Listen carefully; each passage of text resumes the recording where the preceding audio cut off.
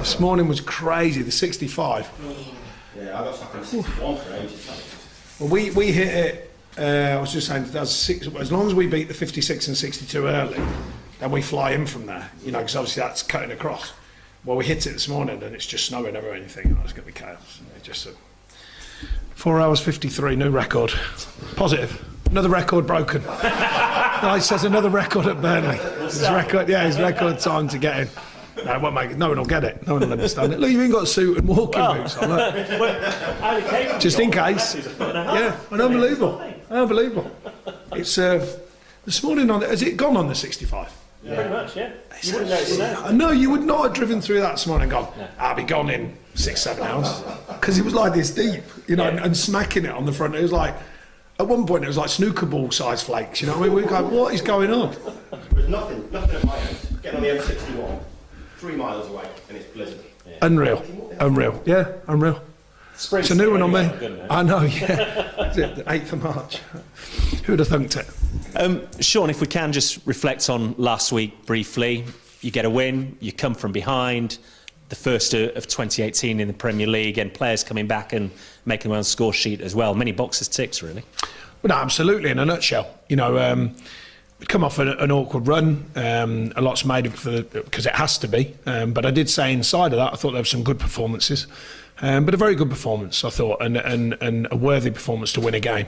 And as you suggested, you know, players getting back to full fitness adds to that competition for places, and therefore you hope competition element to play well and stay in the side. And I thought a number of players did play well, and that affected. You know, it was a very good performance. And then, you know, all of a sudden you one loss in 5, and it all looks different. You know, from one win, it's amazing how that happens. You know, because you got 3 good draws with a disappointing loss in the middle of that on the 4th, and then you go and win a game, and you know that run looks different. So it's corrected slightly, and now it's about building on that and moving forwards. Yeah, Stephen Ward got 90 minutes under his belt. Chris Wood obviously came off the bench. Going forward, that must... Yeah, and Tarky as well. Yeah, I mean, yeah, pleasing signs, you know, and you know, we have missed some of the players.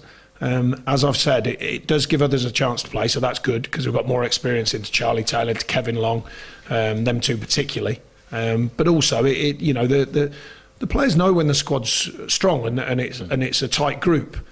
So when some players come back fit, it gives you that, like I say, it gives you a stronger group, it gives you depth, and it gives you more of that competitive element on a daily basis, because everyone wants to play, you know, whether you're securing your shirt for the next one because you've been in the team for a while, or whether you're, you know, the knife edge of getting in the side. And I think that's a great marker, especially the way these lads go about their business. And then, of course, it's very important that goes onto the pitch when the whistle blows for real, and it did last weekend, so it was a very thorough performance, I felt.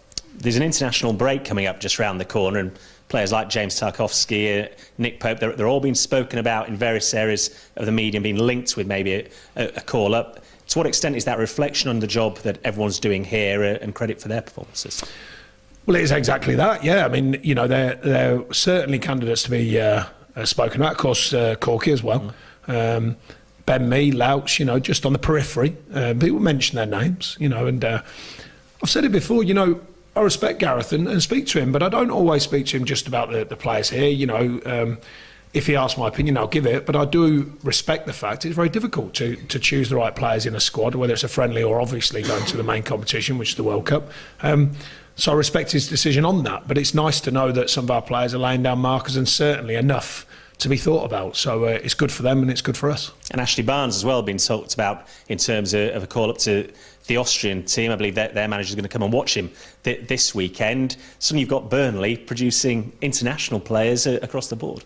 Well, it's been going on for the last couple of seasons, I think. You know, we've added to the numbers of internationals since I've been here, more or less on a yearly basis, and that's very pleasing. You know, it's good signs of what they're doing as individuals and what the team's been achieving, and the club at large, you know, and I think it bodes well that you're getting them type of players into the group, and they're maturing with us. Some of them, of course, we signed and they were already on the international scene, but some have matured with us and done very well. So, you know, another thing that's a good sign of what we're trying to achieve as a football club.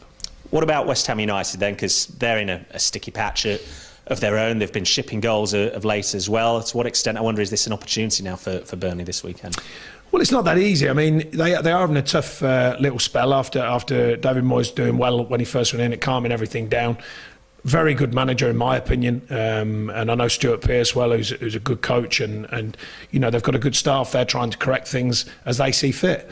Certainly not an easy task, we know that. They're fighting for points. We're now fighting for points for different reasons. You know, we want to get as many points on the board as we can. We want to go beyond last season. We've now put ourselves in a great position to do that. So that's our main focus. We have to know about the opposition, and the players will be certainly informed enough. But we also have to focus on what we're doing and how we're going about our business, because as I said, even through a tricky run, there've been some very strong performances within that. So it's important to remind ourselves of that and build on last week's performance against Everton. They're lofty heights, of course, but can you catch Arsenal?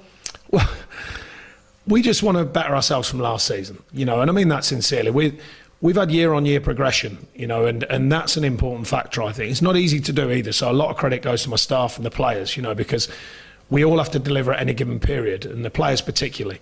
So to continue that growth as players, as individuals and as the team, and you've mentioned some accolades within it, international appearances, etc., that's the main marker. But of course, it's nice to finish as high as you can in a league table. We're already up to the points tally from last year. We want to go beyond that and set a new marker. You know, the next challenge is the one that's right upon us, and that's West Ham. So the focus stays clear on that. And just finally from me, is there any new team news going into this weekend's game? No, everyone's pretty much as they were last week. A couple of knocks and aches and pains, but nothing too serious. So we're hopeful that everyone comes through. Obviously it's Thursday today, comes through tomorrow, and then we'll get the side ready for the weekend. Thank you. Thank you. Anyone who might be back, Sean? Who are you thinking? Maybe Tom, or is it still No, too early for Tom. Too early for Tom. Oh, and Scotty Arfield was the other one. Too early for Scott. Too early for Scott. Yeah, he's settling down, but not quite there yet. But everyone else, as was last week, should be available. Do you think, Tom, are you thinking after the international break? Do you think that's sort of... It's possible. It's possible. Like I said last week and over the last couple of weeks, he's a seasoned professional. He knows his own body. He'll know when he's right, not just me. So it's important we have that open dialogue, which we do, and of course with Billy Mercer. But he's going along nicely. And how happy is he at the moment with how things are going? Yeah, good. Just getting on with things. You know, last range of his arm, last movements, last details really to get himself, you know, where he wants to be, and of course where we want him to be. And with James Tarkowski, obviously he only came in sort of fully into the team at the start of the season. Has he surprised you with what he's done this season, or did you expect that? I don't think you can expect it of any player, because it's a very tough division, but you can hedge your bets, you know, and I was certainly hedging my bets that he'd do well for us.